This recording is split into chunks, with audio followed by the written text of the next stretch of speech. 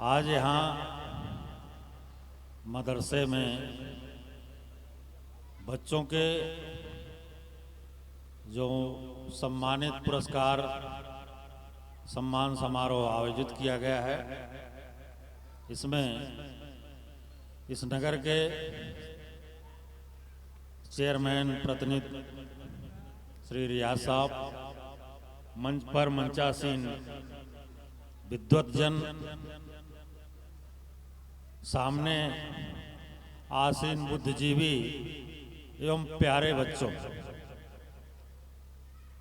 इस परिसर में मैं पहली बार आया हूं, लेकिन परिसर को देखकर और बच्चों की अभिव्यक्ति को सुनकर लग रहा है कि यहाँ पर शिक्षा का व्यापक स्वरूप देखने को मिल रहा है।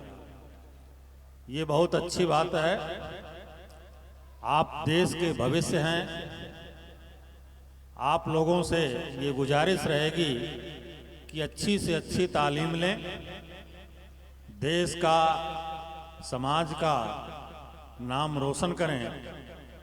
यही आप लोगों से गुजारिश है। और ख़ास तौर से एक शेर मुझे याद आ गई। इस शेर को कहते हुए अपनी वाणी को विराम दूंगा कि आप हैं, आप सब कुछ हैं।